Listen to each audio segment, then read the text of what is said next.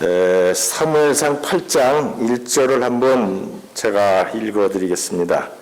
사무엘이 늙음에 그 아들들로 이스라엘 사사를 삼으니 장자의 이름은 요엘이요 차자의 이름은 아비야라. 그들이 부엘세바에서 사사가 되니라.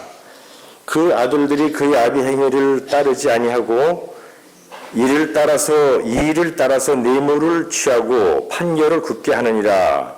이스라엘 모든 장로가 모여 라마에 있는 사무엘에게 나아가서 그에게 이르되 보소서, 당신은 늙고 당신의 아들은 당신의 행위를 따르지 아니하니 열방과 같이 우리에게 왕을 세워 우리를 다스리게 하소서 한지라. 좀 벗어도 될까요? 네.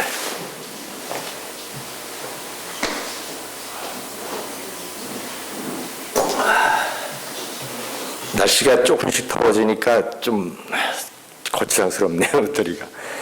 아까 상의를 벗고 서 있으니까 우리 김민기 장로님이 장로님 배가 점점 더 나옵니다. 운동을 좀 빡세게 하세요. 그러시더라고.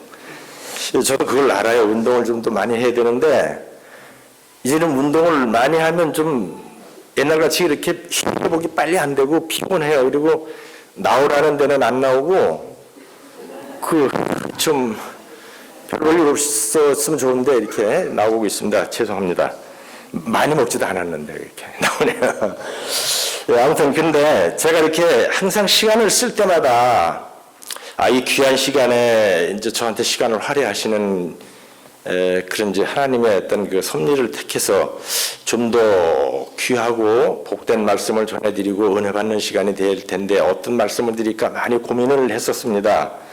그래서 요즘에 돌아가는 경제 형태를 좀 잘 맞춰서 말씀을 드려볼까, 또 아니면 절제 문제를 자꾸 들썩거리는 분들이 계셔서 그 문제를 한번 얘기해볼까 하다가 일부 사람에게 국한된 얘기보다는 마침 또 제가 사무엘을 읽고 있는 중이어서 오늘은 사무엘상에 기록되어 있는 내용들을 살펴보면서 거기에 등장하는 인물들을 우리가 한번 상고해보고 그들이 살아가는 형태가 어땠는지, 그들이 삶의 현실이 어땠는지를 생각해 보면서 우리가 한번 오늘날 우리의 신앙생활을 어떻게 해야 할까를 한번 가볍게 생각해 보셔도 좋고 아니면 묵직하게 느끼셔도 좋은데, 한 가지 말씀드릴 건 저는 뭐 학술적으로 이렇게 공부한 사람이 아니니까 그저 객관적으로 성경에 있는 그대로 가지고 한번 우리가 생각해 보는 시간을 갖도록 한번 해보겠습니다. 이 사무엘서는 뭐 일부는 사무엘이 썼다는 말도 있고 뭐 다윗이 썼다는 말도 있고 여러 말이 있지만 여기 보니까 나단과 가시 저자라는 유력한 얘기가 나옵니다. 아무튼 누가 썼든지 어떻게 됐든지 우리는 이 사무엘서를 읽어보면서 오늘날 우리가 처해 있는 여러 등장인물들을 생각해 보면은 처해 있는 현실들이 정말 우리가 어느 인물을 닮아야 될까를 생각해 보는 시간이 되는 경우가 많이 있습니다. 그래서 제일 처음에 사무엘상 1장에서부터 7장까지는 한나가 등장해서 한나가 아이를 갖기를 기도함으로 사무엘을 넣습니다. 그래서 사무엘을 하나님께 바치면서 계속 그 사무엘을 위해서 기도를 하고 그 사무엘을 위해서 옷을 지어다 주고 엘리에게 맡깁니다. 엘리 제사장의 아들들은 그 아버지가 교육을 제대로 잘 시켰는지 못 시켰는지는 여기 기록에 보면은 잘 안 돼 있는 걸로 나오더라고요. 그래서 그 엘리 제사장의 아들들은 아주 좀 타락한 그런 역할을 많이 했나 봐요. 그래서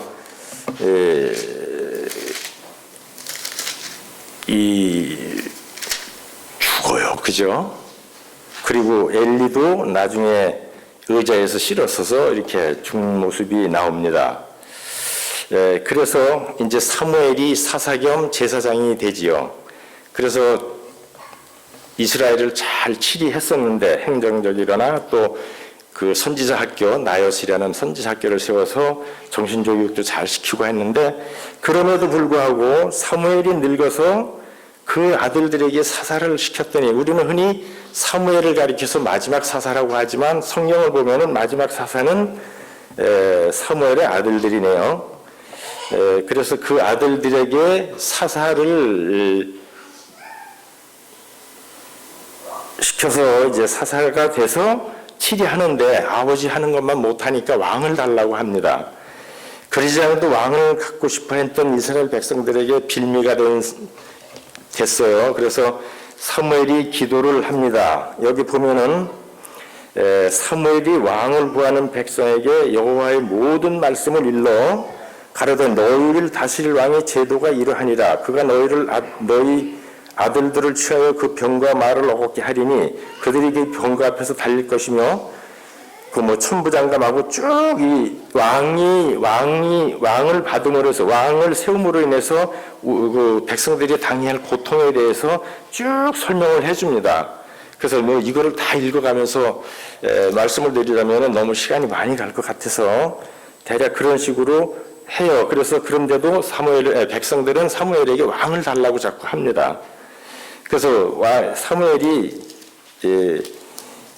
22절에 보면 8장 22절에 보면 여호와께서 사무엘에게 이르시되 그들의 말을 들어 왕을 세우라 하시니 사무엘이 이스라엘 사람들에게 이르되 너희는 각기 성읍으로 돌아가라 하니라. 이제 이렇게 성읍으로 돌아갑니다. 그래서 9장에 보면은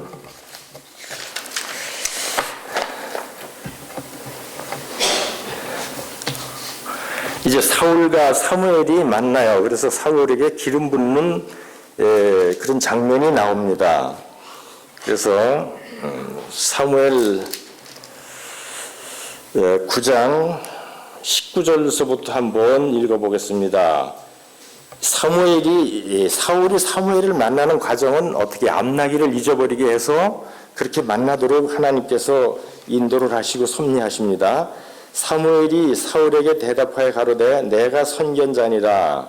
너는 내 앞서 산당으로 올라가라. 너희가 오늘날 나와 함께 먹을 것이요 아침에는 내가 너를 보내되 네 마음에 있는 것을 다 네게 말하리라.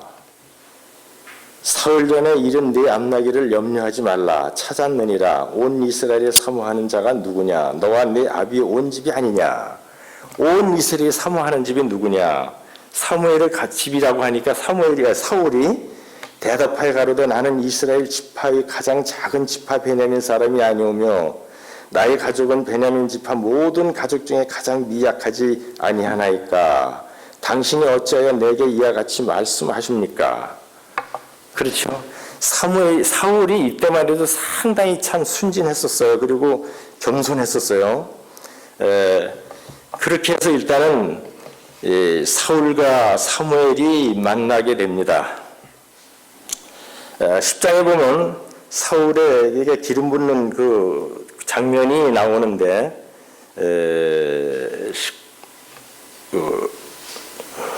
1절에서부터 보면 이에 사무엘이 기름병을 취하여 사울의 머리에 붓고 입 맞추어 가로되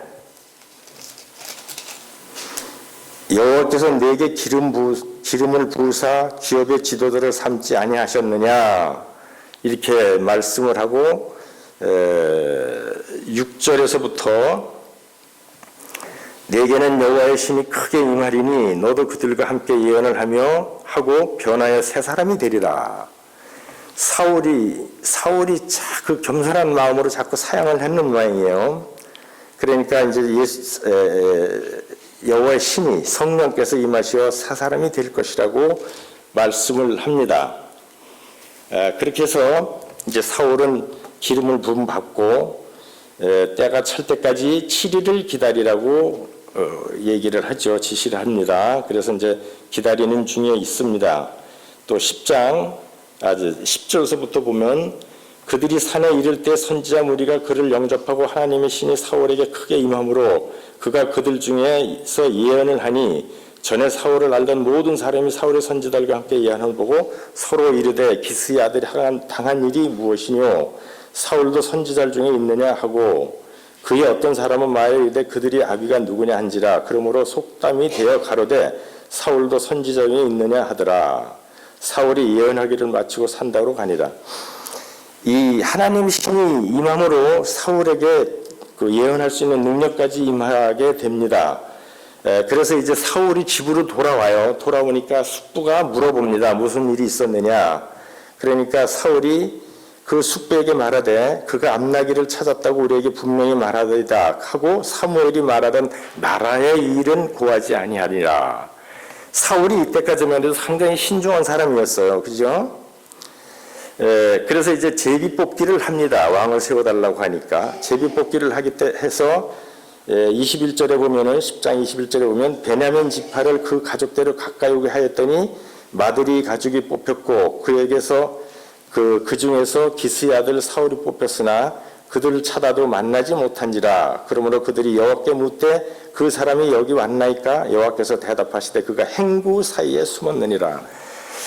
제비를 뽑아놓고 왕을 세우려고 하니까 그가 숨어버렸어요. 사실 이때까지만 해도 상당히 사울은 참 겸손한 사람이었던 것 같아요. 여기 보면은 사울이 모든 백성에게 이르되 너희는 여호와의 택하신 자를 보느냐. 사무엘이 모든 백성이 보느냐. 백성 중에 짝하리가 없느니라 하니 모든 백성이 왕의 만세를 외쳐 부르니 사무엘이 나라의 제도를 백성에게 말하고 책에 기록하되 여호와 앞에 두고 모든 백성을 자기 집으로 보내매 사울도 기브와 자기 집으로 갈 때 마음이 하나님께 감동된 유력한 자들은 그와 함께 갔어도 어떤 비류는 가로되 이 사람이 어떻게 우리를 구원하겠느냐 하고 멸시하며 예물을 드리지 아니하니라. 그러나 그는 잠잠하였더라. 이제 왕으로 추대를 받았어요. 받았지만 그는 반대하는 사람들이 있었습니다. 그를 또 우습게 보는 사람도 있었지만 사울은 거기에 개의치 않았어요. 이때까지만 해도 상당히 신중했습니다. 근데 여기 보면은 사울의 능력이 왜곡됐다고 나왔네요. 화이트본을 통해서 말씀해 주신 우리 예언의 신에 보면은 만일 사울이 그의 능력을 하나님의 통제에 복종시켰다라면 그는 왕국을 다스릴 수 있는 두뇌와 가마력을 가졌을 것이지만 그가 사단의 힘에 굴복했을 때 선한 행을 행할 자격을 갖게 한 바로 그 첨부의 재능들이 사단에 의해 이용당하게 되었고 사단은 그를 통하여 악한 가마를 넓은 범위에 미치게 할 수 있다. 사울에게 부여된 탁월한 지성과 감성 힘 때문에 그가 악한 계획을 실행할 때는 그는 다른 사람이 할 수 있는 것보다 더욱 단호하게 사악하며 악의의 창동을 했다 그랬어요. 여기 보면 사울은 그 대담하고 열렬한 성격의 소유자였으며 그는 사무엘을 굉장히 열렬히 사모했고 사무엘을 의지했다고 나왔습니다. 물론 우리가 선지자를 의지하는 것은 좋지만 하나님보다도 선지자를 더 많이 의지하는 그런 패단이 여기에서 나오고 있습니다.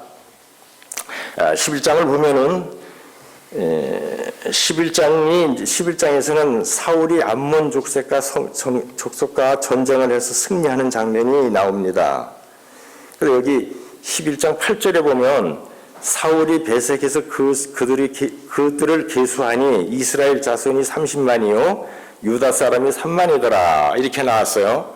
근데 아마 그때도 유다 지파하고 이스라엘 다른 지파하고 이렇게 좀 갈등이 많이 있었던 것 같아요. 이렇게 구분하는 거 보면은.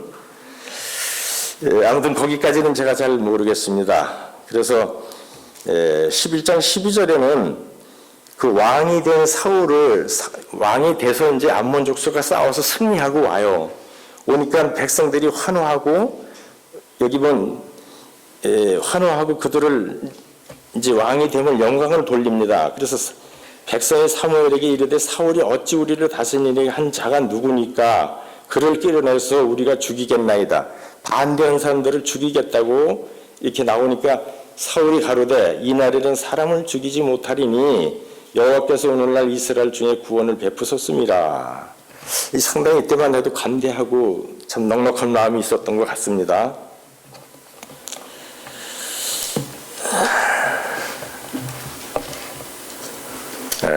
11장에는 이렇게 나와 있고 장면이 있습니다. 12장은 사무엘의 통치력이 이제 완화됩니다. 사울을 왕으로 세우고 사무엘은 이제 뒷전으로 물러나서 은퇴를 하게 되지요. 그랬을 때 그 이스라엘 백성들이 사무엘에게 계속적인 관심을 가져달라고 요구합니다. 그럴 때 사무엘이 말하기를 나는 너희를 위하여 기도하기를 쉬는 죄를 여호와 앞에 결단코 범치 아니하고 선하고 의로운 도로 너를 가르칠 것인즉. 자기는 이렇게 통치력을 이제 떠나 있지만 그러나 이스라엘 민족들을 위해서 끝까지 쉬지 않고 기도하겠다고 말씀하고 있습니다.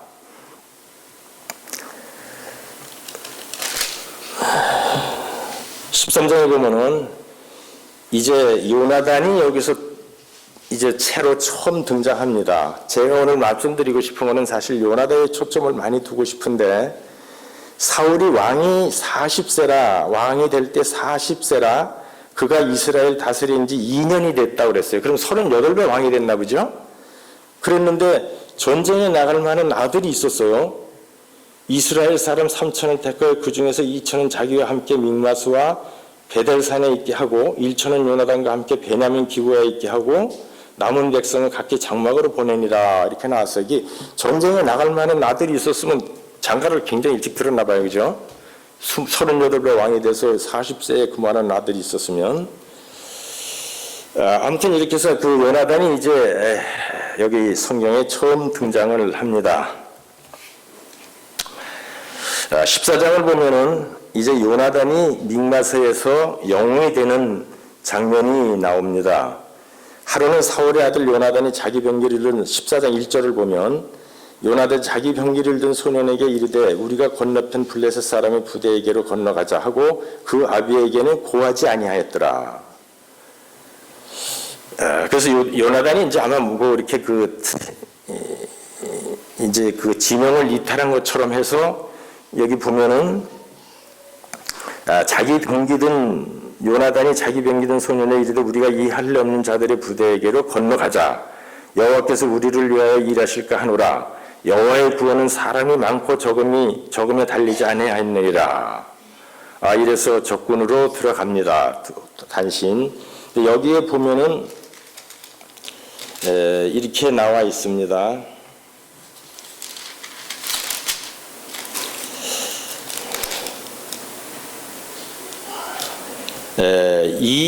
이때에 요나단과 그 병기든 자가 블레셋 군사들과 싸우러 나갔을 때는 이것은 하나님이 요나단을 도운 것이라고 돼 있어요. 블레셋 여기 보면은 이렇게 기록되어 있습니다. 블레셋 군사들이 이를 용감하고 대담한 두 사람을 죽이는 것은 쉬운 일이었지만 그들은 미처 그 두 사람이 어떤 전의를 가지고 올라온다고 생각지 못하였다.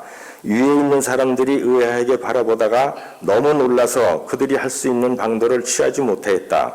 그들은 이 두 사람이 필시 탈령병일 것이라고 생각하고는 공격을 하지 않고 그냥 올라오도록 허락하였다. 이같이 대담무쌍한 행동은 블레셋 전 진영을 공포로 떨게 하였다. 20명가량이 죽어 넘어졌을 때 적군은 싸울 준비를 하고 온 병사가 수백 명은 되는 줄로 생각하였다. 하늘의 군사들이 블레셋 군대 맞은편 나타났다. 군대 맞은편에 나타났다 해서 하늘이 도와주셨다 이거죠. 그래서 여기에 보면은 여호와의 구원은 사람이 많고 적음에 달리지 아니었다 하였습니다.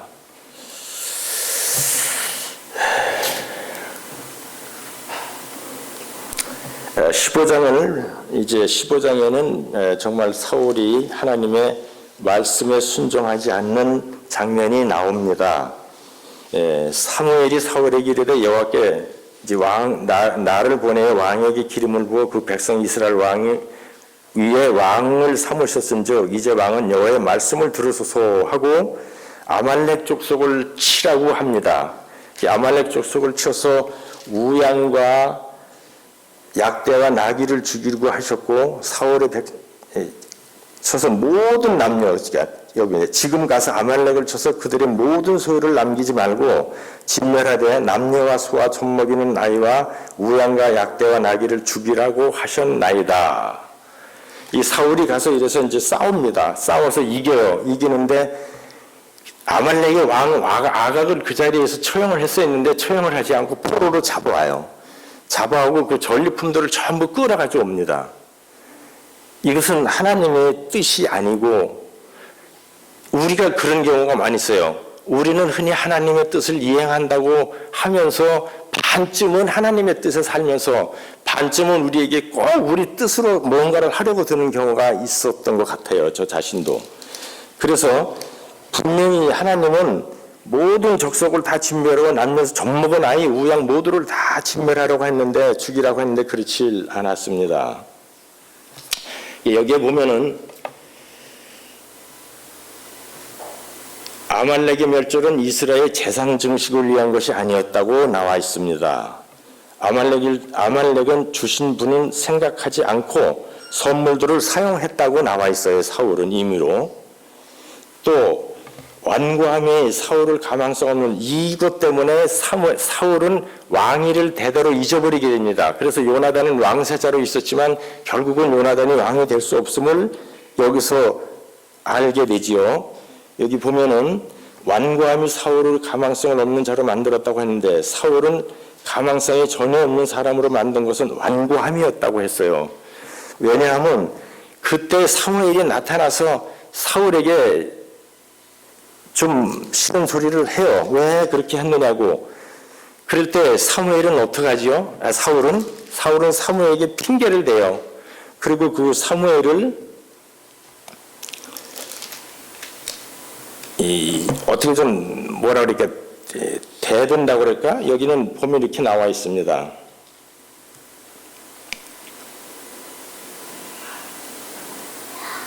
사울은 자신의 잘못을 깨닫지 못하고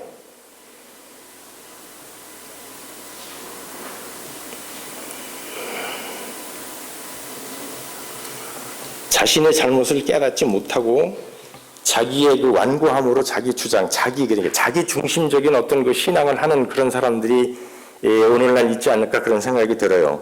사울은 어떻게 보면 하나님을 섬길 때 계속해서 어떻게 그 감사한 마음으로 우리가 어떤 그 신앙을 생활할 때 이렇게 샘솟는 듯한, 우리 마음속에서 끊임없이 샘솟는 듯한 그런 신앙생활이 아닌, 하나님 필요할 때마다 실탄을 하나 주십시오.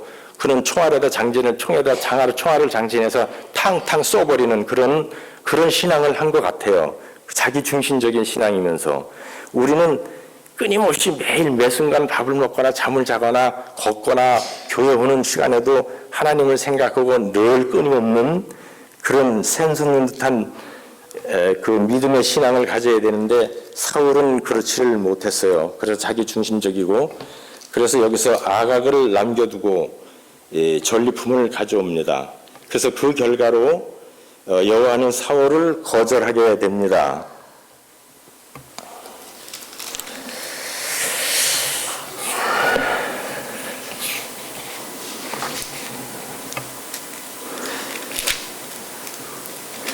이렇게 해서 이제 사울을 대신해 다윗에게 기름을 부은 장면이 16장에 나옵니다. 여기 보면은 15장 24절에 보면 사울이 사무엘에게 이르되 내가 범죄하였나이다. 내가 여호와의 명령과 당신의 말씀을 어긴 것을 내가 백성을 두려하여 그 말을 청종하였음이니이다. 아마 백성들이 이 좋은 거를 왜 버리느냐, 왜 죽이냐고 가져가자 그랬던 것 같아요. 이제 사울은 자기의 죄 때문에 자기의 왕위가 영영히 있지 못하다는 것을 들었을 때 그는 잘못했다고 합니다. 그래서 16장에 보면은 이 일로 인해서 다윗에게 다윗이 기름을 받게 되는 장면이 나옵니다. 우선 먼저 여기에 나오면은 이 사무엘이 다윗에게 기름 부음으로 갔을 때 죄송합니다. 오늘 좀 마실게요. 너무 제가 긴장한 것 같아요. 갔을 때 그 다윗의 형제들을 차례차례 불러오지요. 그 형제들은 아마 키도 크고 잘생겼던 것 같아요. 사울은 이 보통 사람보다 키가 머리 하나는 컸고 얼굴이 잘생겼다고 그랬어요. 이스라엘 백성들은 그 왕을 달라고 했을 때 하나님보다는 사람을 섬기려고 했었던 거라고 이렇게 나옵니다. 그래서 하나님이 처음부터 다윗과 같은 왕을 주시지 않은 이유가 바로 그거 아닌가 그런 생각이 들어요. 이스라엘이 바라는 왕은 아주 키도 크고 용모도 잘생기고 준수하고 요즘으로 말하면 얼짱에다가 몸짱인 그런 왕을 바랐던 것 같아요. 그래서 그는 이스라엘 사람들이 맞는 왕을 주셨는데 그 왕이 결국은 실패하는 왕이 됩니다. 그래서 그 다음에 다윗에게 왕위를 주는데 다윗은 용모가 적고 얼굴이 붉으며 아름답다고 그랬어요. 그래서 사울은 이스라엘 백성에게 맞는 사람이고 다윗은 하나님의 뜻에 맞는 사람이라고 이렇게 표현되고 있습니다. 그래서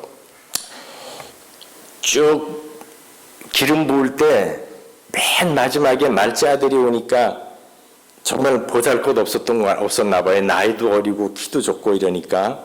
근데 여기 보면 사무엘이 기름불을 취하여 그 형제 중에서 그에게 부었더니 그날 이후로 다윗이 여호와의 신에게 크게 감동되니라. 사무엘이 떠나서 라마로 가니라. 이제 기름을 붓고 떠납니다. 떠나는데 사울이 하나님의 섭리인 것 같아요. 사울이 이제 요즘으로 말하면 아마 우울증인 것 같아요. 그죠? 여호와의 신이 사울에게 떠나고 여호와의 부리신 악신이 그를 번뇌케 한지라 이렇게 돼 있습니다.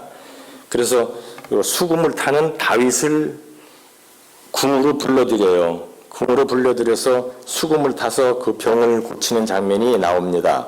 17장에는 이제 사무엘상의 이제 가장 이제 중심이 되는 블레셋 사람들이 골리앗을 데리고 와서 도전을 하지요.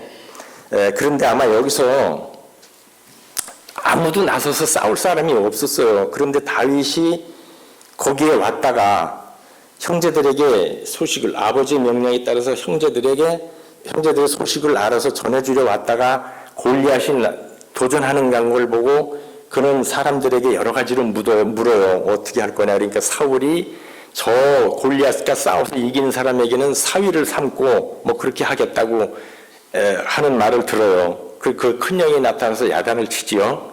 근데 다윗이 그와 싸우기 위해서 나갑니다.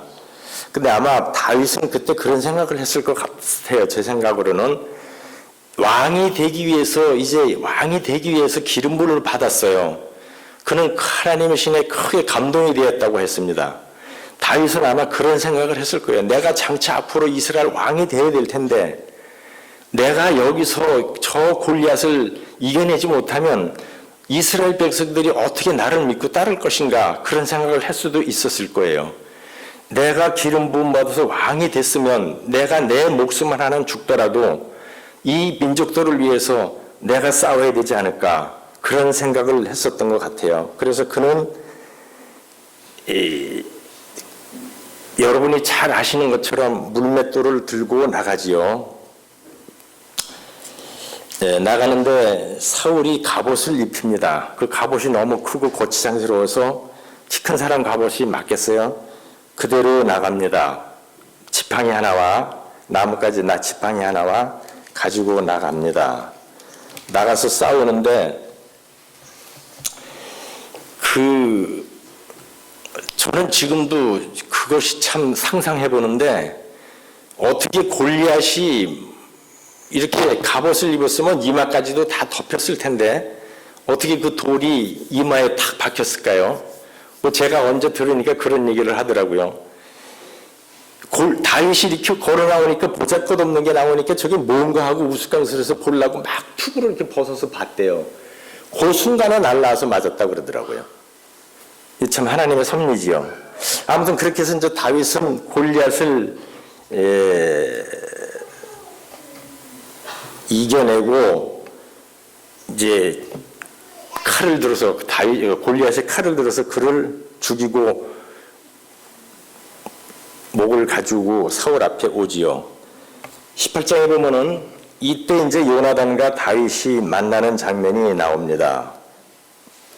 18장 1절에 보면 다윗이 사울에게 말하기를 마침에 요나단의 마음이 다윗의 마음과 연락되어 요나단이 그를 자기 생명같이 사랑하니라. 그날에 사울은 다윗을 머무르게 하고 그의 아비 집으로 다시 돌아가기를 허락지 아니하였고, 요나단은 다윗을 자기 생명같이 사랑하여 더불어 언약을 맺으며 요나단이 자기의 입었던 겉옷을 벗어 다윗에게 주었고 그 군복과 칼과 활과 띠도 그리하였더라. 이게 왕세자로서 그 당시는 칼을 가지고 있었던 사람이 사울과 요나단밖에 없었어요. 이제 요나단은 그렇게 생각했던 것 같아요. 내가 왕세자로서 이스라엘 민족들을 지켜주지 못한 난데 이제 다윗이 나타나서 그를 지켜주시니 이는 틀림없이 다윗이 왕이 되어야 한다. 기꺼이 그는 자기 모든 걸 벗어서 주었어요. 다윗이 사울을 보내는 곳마다 가서 지혜롭게 행하며 사울이 그로 군대의 장을 삼았더니 오늘 온 백성이 합당히 여겼고 사울의 신하도 합당히 여겼더라. 참 저는 다 해는 거지만 이 요나단은 왕이 될 수 있었고 다윗이 없었으면 틀림없이 그는 왕이 됐었을 겁니다. 여기 기록되어 있는 걸 보면은 요나단의 마음 해가지고 나와 있습니다. 다윗과 요나단 사이의 감동적 우정은 서로의 이상이 비슷함을 발견하고 그래서 서로의 만남을 즐거워하는 시무의 고전적 예의다. 요나단은 이미 부친의 태도와 하는 일이 못마땅함을 표현했었다. 다윗이 과거의 업적에 대해 모든 영광을 하나님께 돌리면서 사울의 질문에 겸손하고 신실하게 대답하는 모습을 지켜본 요나단에게는 그것이 마치 피곤하고 목마른 여행객에 쏟아지는 시원하고 상쾌한 물같이 느껴졌다. 민나스의 영혼 요나단에게는 그의 부친의 영적 통찰력이 부족 때문에 실망과 좌절에 어려운 시간들이 많이 있었을 것이다. 요나단은 그 자신이 전혀 모르는 가운데 불과 몇 킬로미터 남쪽에 하나님께 대한 동일한 믿음을 가지고 그분의 지도와 보호하심에 굴복하며 살아가는 또 다른 사람이 있었음을 꿈에도 생각지 못하였으리라. 다윗과 같은 사람이 있으리라는 요나단은 생각을 못했었던 것 같아요.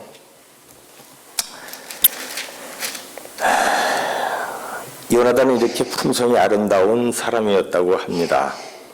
네, 18절에 다시 성경을 보면은 18절 7절에 보면은 이제 다윗의 인기가 하늘을 찌를 듯이 솟아오릅니다. 무리가 돌아올 때 곧 다윗이 블레셋 사람을 죽이고 돌아올 때 여인들이 이스라엘 모든 성에서 나와 노래하며 춤추고 소고와 경세를 가지고 왕 사울을 환영하는데 사울 왕을 환영하는데 여인들이 뛰놀며 창하여 가로되 사울의 죽인 자는 천천히요 다윗은 만만이로다. 이제 사울이 여기서 이제 확 뚜껑이 열린 것 같아요. 가뜩이나 열등감이 있었는데 이게 나를 높여주지 않고 다윗을 높여줘?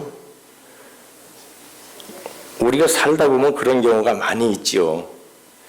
내가 할 수 없는 일을 누군가 해요. 동료가 하든지 친구가 하든지 제 밑에 사람들이 하든지 위에 사람들이 하면은 그 일 하는 걸 박수를 쳐주고 도와주고 그것으로 인해서 우리 교회면 교회 어떤 단체가 잘 육성되고 활성화될 수 있다 그러면 박수치고 기꺼이 그거를 좀 고맙게 생각하고 감사하게 생각해야 되는데 사울은 자신이 왕이었으면서도 골리앗과 나가서 싸우지 못했던 그런 걸 깨닫지 못하고 다윗을 높여주니까 이게 열받았나 봐요. 열받을 것 같아요. 저도. 한번 뚜껑이 열린 것 같아요. 그런데 우리가 좀 더 이렇게 객관적으로 생각해 보면 다윗도 사위고 요나단은 아들입니다. 요즘은 사위 자식도 아들이라고 그러죠. 저도 사위가 있고 아들이 있는데 참 둘이 이렇게 잘해 나가는 거 보면 너무 좋아요.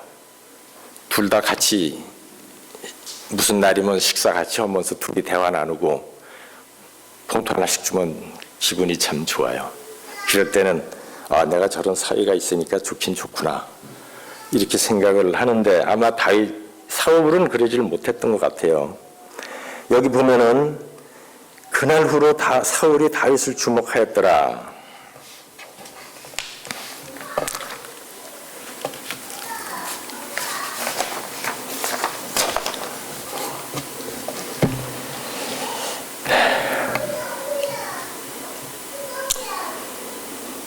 이제 사울이 다윗을 주목하였더라. 여기 나왔어요. 하나님의 부리신 악신이 사울에게 힘있게 내리며 그가 집 가운데서 야려하는 고로 다윗이 평일과 같이 손으로 수금을 타는데 때에 사울의 손에 창이 있는지라. 그가 스스로 이르기를 내가 다윗을 벽에 박으리라 하고 창을 던졌으나 다윗이 그 앞에서 2번 피하였더라. 한 번 던져서 실패하니까 또 던진 것 같아요. 이제 이때부터 다윗은 이제 도망 다니는 신세가 됩니다.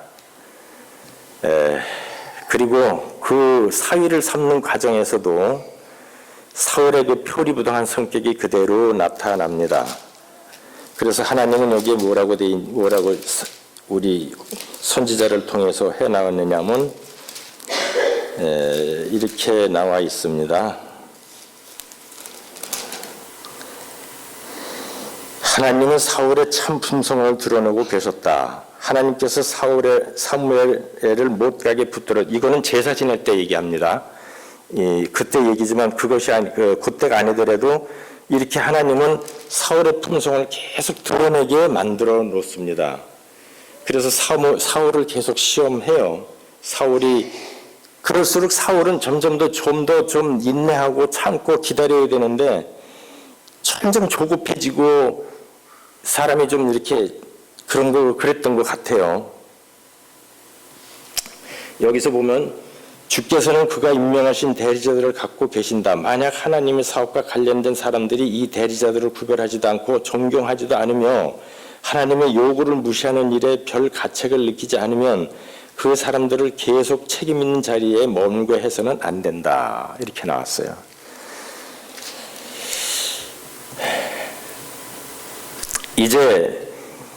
이제 사울은 노골적으로 다윗을 죽이려고 합니다.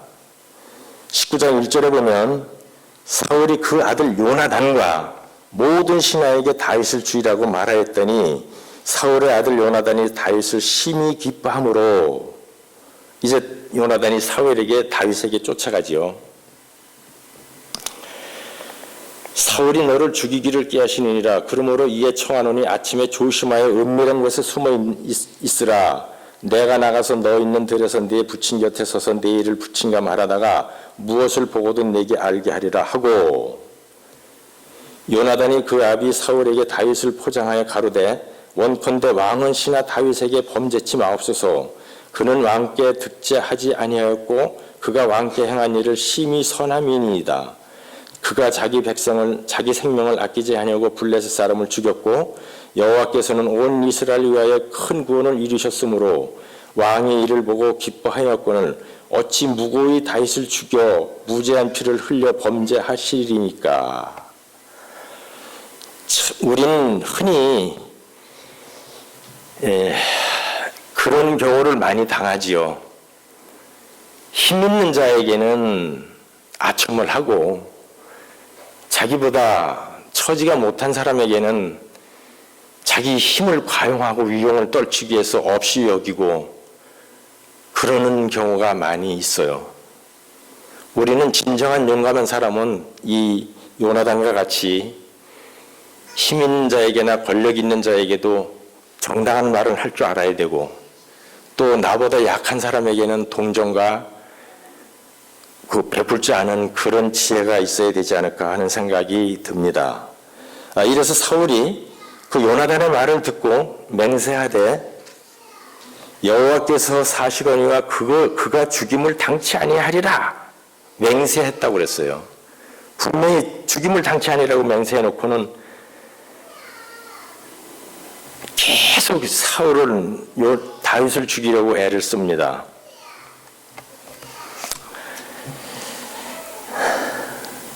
우리는 필요한 때 많은 맹세를 해요. 우리가 어려울 때 하나님께 무언가를 하겠으니 이건 꼭 들어주십시오 하고 그런 경우가 많이 있지요.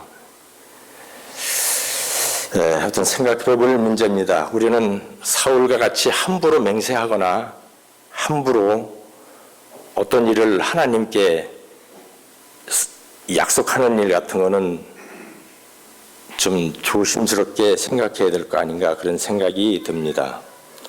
이래서 다윗이 이제 사무엘에게까지 도망을 가요. 그래서 계속 도망을 다니게 됩니다. 시간이 너무 많이 갈 것 같아서 많이 잘라 먹습니다. 제가 마음을 준비를 많이 했는데. 아무튼 그래서 계속 피해 다닙니다. 피해 다니고,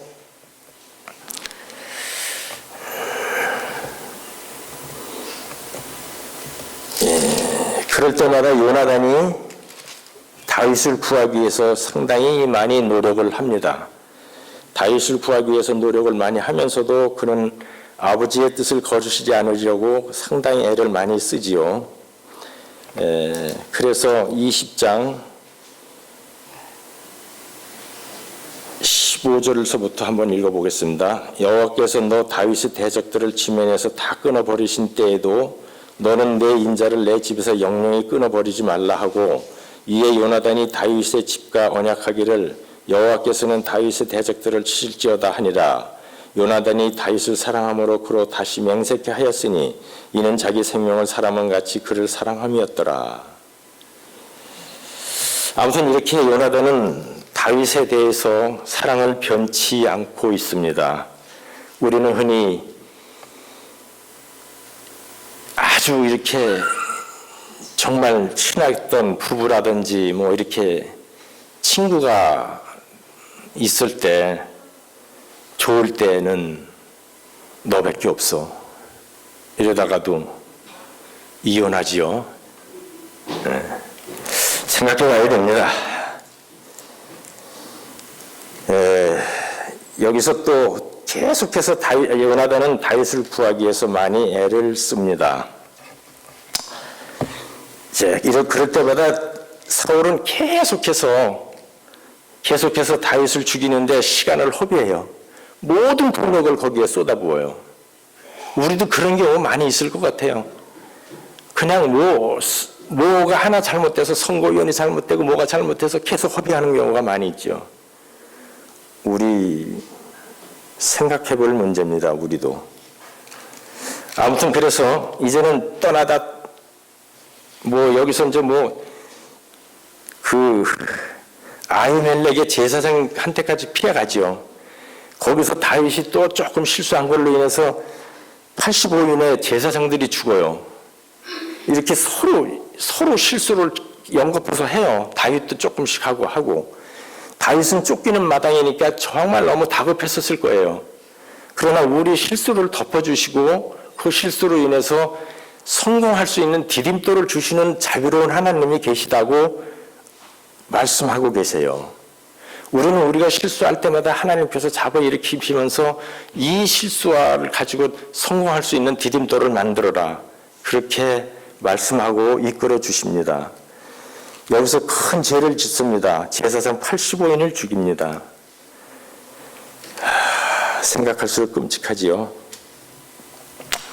자, 이제 요나단이 마지막으로 방문을 합니다. 사울의 아들 요나단이 일어나 수풀에 들어가서 다윗에게 이르러 그로 하나님을 힘있게 의지하게 하였는데, 곧 요나단이 그에게 이르기를 두려워 말라. 내 붙인 사울의 손이 내게 미치지 못할 것이요 너는 이스라엘 왕이 되고 나는 네 다음이 될 것을 내 붙인 사울도 안다 하니라.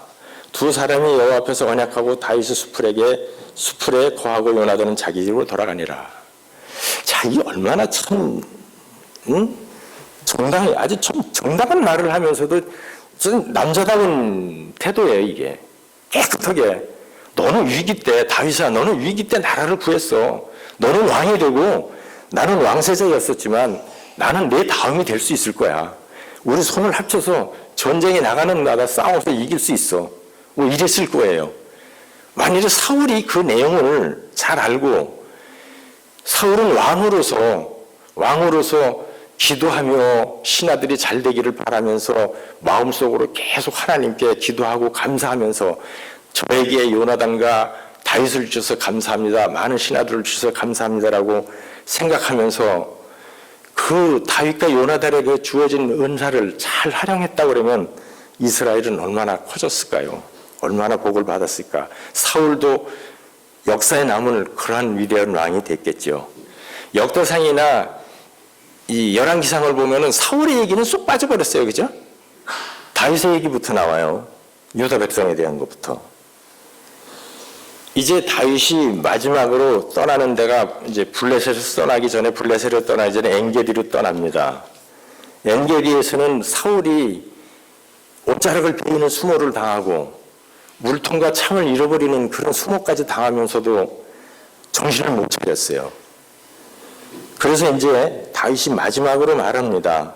다윗이 24장 16절에 보면 다윗이 사울에게 이같이 말하기를 마침에 사울이 가로되 내 아들 다윗아 이것이 내 목소리니 하고 소리를 높여 울며 다윗에게 이르되 나는 너를 학대하되 너는 나를 선대하니 너는 나보다 외롭다.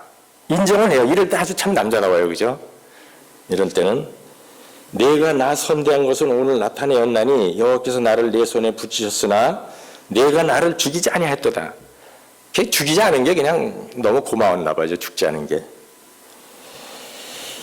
보라 내가 반드시 왕이 될 것을 알고 이스라엘 나라가 네 손에 견고히 설 것을 아노라. 그런즉 너는 네 후손을 끊지 아니하며 내 아비 집에서 내 이름을 멸하지 아니할 것을 이제 여호와로 내게 맹세하라. 다윗이 사울에게 맹세하며 사울은 집으로 돌아가고 다윗에게 사울은 굉장히 열등감이 있었나 봐요. 다윗이 왕이 되면 우리 가족을 멸문지화를 시키지 않을까 그런 악한 추측을 하고 있었던 것 같았어요. 그래서 이 악한 추측은 상당히 안 좋은 거예요. 그래서 우리는 어떤 일에 대해서 사실을 알지 못했을 때 추측하지 말라고 그러잖아요. 악한 추측을 하지 말라고 그래요. 정말 이거는 우리 신앙생활 하는 사람들이 뭔가를 확실하게 알지 못하면서 추측으로 말하거나 비난하거나 이런 거는 정말 하지 말아야 될 것 같아요. 또 그래도 여기서 또 사울이 다시 또 다윗을 죽이려고 나왔어요. 그래서 이제 물통을 잊어버리죠. 그리고 마지막으로 또 맹세를 합니다. 사울이 다윗에게 이르되 내 아들 다윗아 내게 복이 있을지라. 그때 이제 다윗이 막 야단을 치는 거죠. 그 아브넬을 통해서 너희는 왕을 어떻게 호위했길래 이렇게 물통을 잊어버리고 잠만 자느냐고. 그 말을 듣고 사울이 이제 다윗에게 말하는 겁니다. 내 아들 다윗아 내게 복이 있을지로다. 내가 큰 일을 향하겠고 반드시 승리를 얻으리라 하니라. 다윗은 자기 길로 가고 사울은 자기 곳으로 왔다. 이제 이렇게 놓고도 다윗이 좀 힘들었나 봐요. 블레셋으로 도망가. 그리고 여기 보니까 블레셋으로 도망간 거는 잘못한 일이라고 그러더라고요. 그건 다윗이 잘못 판단한 거라고 그러더라고요. 그래서 블레셋에서 여러 가지로 수모를 당하는 일이 생겨요. 아무튼 다윗은 이렇게 도망다니는 과정에서도 자기 가족을 보호하기 위해서 아버지를 모시고 다니고 그렇게 해요. 그런 과정이 여기 나와요. 그러면서도 다윗과 요나단은 끈적끈적한 우정은 변하지가 않습니다. 우리는 때에 따라서 내가 지도자가 되지 못하고 또 어느 위치에 내가 있지 못할지라도 우리는 요나단과 같이 이렇게 남자다운 행동을 해야 하지 않을까 그런 생각이 들어요. 이제 결국은 사울이 전쟁에 나가서 죽습니다. 전쟁에 나가서 죽으면서 그 아들까지 다 죽어요. 간신히 요나단의 아들 찔뚝발이 하나만 남죠. 절뚝발이 하나만 남게 돼요. 이거 다 설명했으면 좋은데 그냥 이렇게 시간이 너무 짧아요. 없어서 못해요. 아무튼 그렇게 해서 끝나고 사울이 죽습니다. 여기에 요거 하나만 더 읽어드리고 이제 말씀을 마칠까 합니다. 사울이 죽었더라 이렇게 되어 있거든요. 역대상 10장 14절을 보라. 한때는 약속으로 매우 밝아 보이던 한 생애가 이렇게 끝났다. 사울이 생애를 망치고 영혼을 잃어버린 것은 그 자신의 운명적 선택의 결과였다. 인간은 전행의 토기장이 손에 놓인 무감각한 진흙 조각들이 아니며 정반대되는 두 세력 중 이쪽 혹은 저쪽 지도에 자발적으로 자신들을 맡기는 지각 있는 존재이다. 사울은 자신의 의지로 흑암의 왕자를 불러 자신을 움직이게 하였다. 그의 주인은 그의 급료를 지불했다. 이게 무슨 내용이냐면 맨 마지막에 나오는 장면이죠. 결국은 강신스를 의지하기까지 돼요. 우리는 이렇게 교회에 열심히 나오고 뭔가를 잘하고 이렇게 일을 하고 구도자도 많이 데려오지만 하나님의 뜻에 순종하는 그런 신앙이 아니고 자기 중심적인 신앙을 했을 때 우리는 이런 결과가 좋지 않은 결과가 나올 수 있다는 걸 우리는 여기서 배워야 될 것 같아요.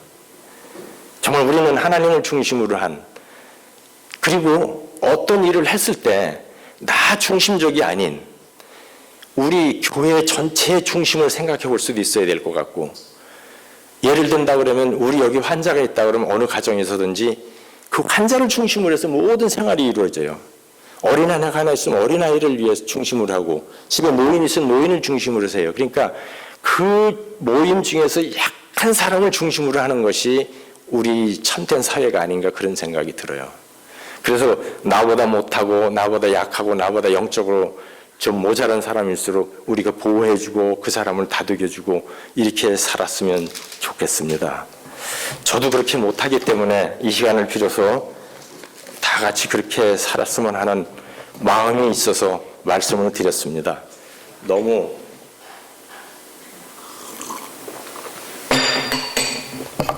저나 나름대로 준비를 많이 하려고 했는데 정말 잘 됐는지 모르겠습니다. 감사합니다.